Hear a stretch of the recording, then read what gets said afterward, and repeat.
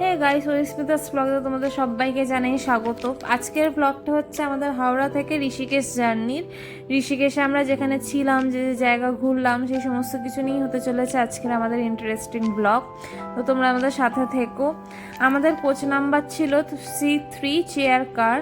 যেহেতু আমরা direct train পাইনি, আসলে হাওড়া থেকে ঋষিকেশ যাওয়া ডিরেক্ট ট্রেন হয়, যেরকম কুম্ভ এক্সপ্রেস, কোশনা এক্সপ্রেস, কিন্তু সেগুলো আমরা পাইনি। তাই বাধ্য হয়ে ব্রেক জার্নি করে আমাদের যেতে হয়েছিল গয়া বন্দে ভারত, এবং তারপর গয়া থেকে ঋষিকেশ অবধি যেতে হয়েছিল।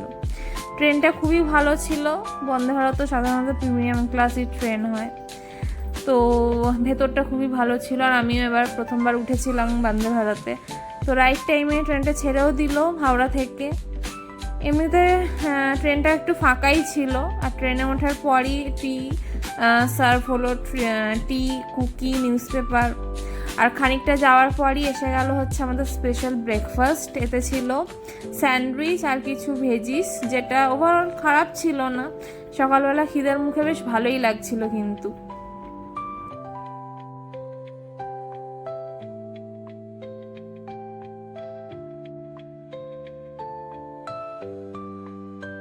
তো ব্রেকফাস্ট শেষ করে দেখতে দেখতে চলে এলো ধানবাদ জাংশন, এবং তারপর থেকে বেশ সুন্দর সিনারিজ দেখা যাচ্ছিল জানলা দিয়ে। ছোট ছোট পাহাড় এবং একদম ব্লু স্কাইজ আর ক্লাউডস, তো খুব সুন্দর লাগছিল। আর আফটার ধানবাদ ট্রেনটা অনেকটাই ফাঁকা হয়ে গেছিলো, বিকজ অনেক প্যাসেঞ্জার নেমে গেছিলো ধানবাদের পর। তো আমরা সিট সুইচ করে কেউ জানলার ধারে, কেউ এখানে ওখানে বসে বেশ সুন্দর ওয়েব সিরিজ দেখছিলাম, আর এত সুন্দর জার্নিটা উপভোগ করছিলাম। অ্যান্ড আফটার দ্যাট আমাদের লাঞ্চ সার্ভ করলো। বন্দে ভারতের lunch is good compare to other ট্রেনে যে লাঞ্চগুলো দেয় জেনারেলি, তার থেকে বেটার ছিল আমার যেটা মনে হলো। আমাদের ভেজ নন ভেজ দুরকমই ছিল। তো নন ভেজে মেনলি দেওয়া হয়েছিল ভাত, ডাল, রুটি, চিকেন কারি, আর কিছু মনে হয় ভেজিটেবলস ছিল, দই ছিল। আর ভেজেতে পনির দেওয়া হয় ইন প্লেস অফ চিকেন। তো ভালোই। এরপর গয়া থেকে আমাদের দিল্লির একটা ট্রেন ছিল মহাবোধি এক্সপ্রেস, তো ওটায় আলাদা ভিডিও কিছু করিনি। তো তারপর নিউ দিল্লি থেকে আমাদের ছিল হচ্ছে শতাব্দী এক্সপ্রেস, যেটা সকালবেলা 4:30 AM, আর এটা দেরাদুন যাবে। মানে আমরা নেমেছিলাম হচ্ছে হরিদ্বার। তো এই ট্রেনটাও ইট ওয়াজ ফাইন। এখানেও ব্রেকফাস্ট দেওয়া হয় শতাব্দীতে। তো ব্রেড অ্যান্ড অমলেট এখানে ব্রেকফাস্ট ছিল। খিদের মুখে খুবই ভালো লাগছিল। এই ট্রেনটা একটু ক্রাউডেড ছিল মানে। অ্যান্ড দেন আমরা হরিদ্বার নেবে ওখান থেকে একটা গাড়ি করে পৌঁছে যাই ঋষিকেশের তপোবন, এবং নেক্সট আমাদের হোটেলটা আমরা দেখাচ্ছি তপোবনে। তোমাদের সবাইকে জানাই স্বাগত। আবারও অনেকদিন পরে একটা নতুন ব্লগ নিয়ে তোমাদের কাছে চলে এসেছি। আর ব্লগটা থাকছে অবশ্যই আমাদের ঘুরতে আসা নিয়ে। তো আজকে আমরা চলে এসেছি ঋষিকেশে, আর আছি হচ্ছে হোটেল চক্রাতে, হোটেল চক্রা বাই হারমিটেজ। তো চলো আজকের ব্লগটা শুরু করছি আমাদের রুম দিয়ে। চলে এসে রুমগুলো ভালোই, মোটামুটি, মানে খুব ভালো বলবো না, মোটামুটি। আর এটা হচ্ছে আমাদের রুম 202। তো এই হচ্ছে এটা আমাদের রুম, যদি একটু অবসর হয়ে আছে, মানে তাড়াহুড়ো করা হচ্ছে বিগতটা। এটা বেড, এটা কিং সাইজ বেড আছে, ড্রেসিং টেবিল আছে, সাথে সমস্ত হচ্ছে চা খাওয়ার, কফি খাওয়ার সামগ্রী রয়েছে। এখানে কফি বানানো যাবে, বোতল, সমস্ত কিছু দিয়েছে। আর এখানে হচ্ছে একটা ওয়ার্ড্রোব আছে, এখানে জামা কাপড় রাখা যাবে। ওয়ার্ড্রোবে এনাফ স্পেস আছে জামা কাপড় রাখার জন্য। খুব খারাপ বলবো না, মোটামুটি ভালো। আচ্ছা, এখানে টিভি রয়েছে, আর এটাকে এইগুলো একটু ইগনোর করো সবাই। টেবিল রয়েছে, চেয়ার রয়েছে, আর সাথে রয়েছে অবভিয়াসলি বাথরুম।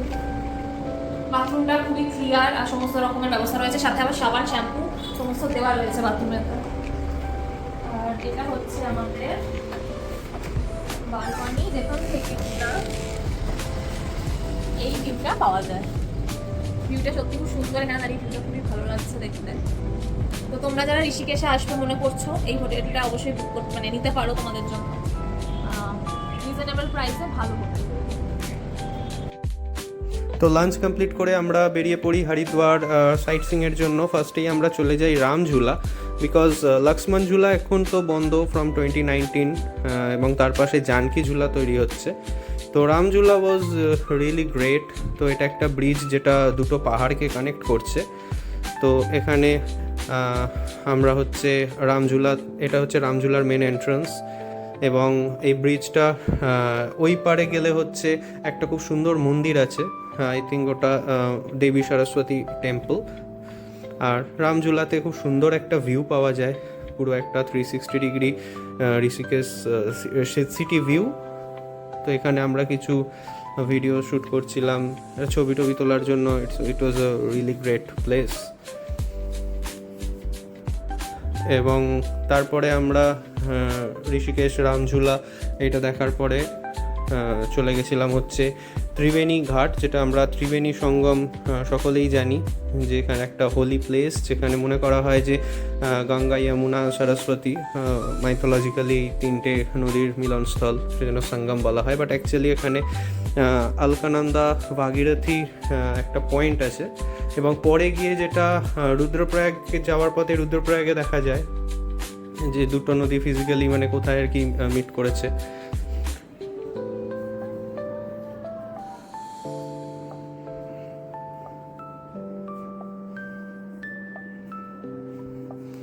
এটা ছিল হচ্ছে ত্রিবেণী ঘাট।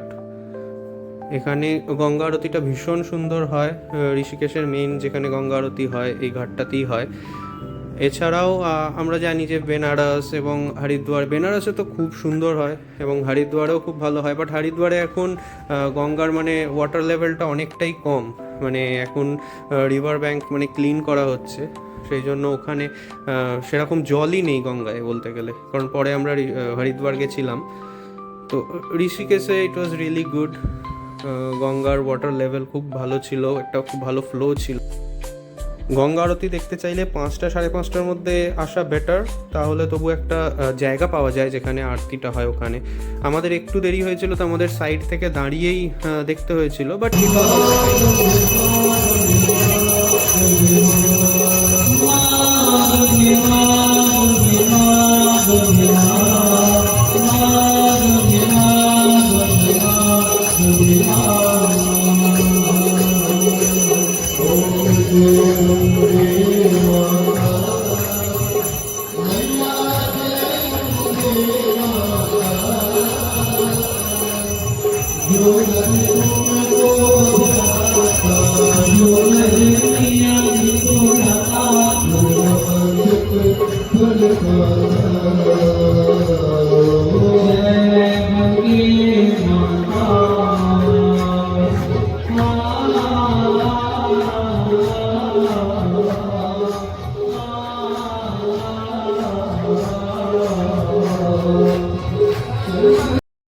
গঙ্গা আরতি দেখার পরে আমরা দিয়া ভাসাচ্ছিলাম জলে। তো এটা মনে করা হয় যে মানে মা গঙ্গাকে আরতির পরে মা গঙ্গাকে একটা দিয়া উৎসর্গ করা, টু গ্র্যান্ট ইউর উইশেস। তো এবং কিছু বাচ্চা এখানে আছে ওখানকার লোকাল, তারা হচ্ছে এই দিয়াটা ভাসানোর পরে ওরা একটু এগিয়ে গিয়ে একটা মানে জলের একটু ফ্লোতে ভাসিয়ে দেবে, আদারওয়াইজ এটা না হলে এখানে এসে উল্টে যেতে পারে। তো ওরা খানিকটা ভাসিয়ে দেওয়ার পরে এটা খানিকটা দূর অবধি ভেসে চলে যায়, তো এটা খুব ভালো ছিল। Then we came back to our hotel at Tapovan, hotel Chakra. তো হোটেলের নাইট ভিউটাও খুব সুন্দর ছিল। অ্যান্ড আমরা রেডি হচ্ছিলাম, দেন নেক্সট ডে আমাদের সোনপ্রয়াগের উদ্দেশ্যে বেরোতে হবে ফ্রম হিয়ার। তো for the time, thank you guys for watching our video, stay tuned and take care, thank you.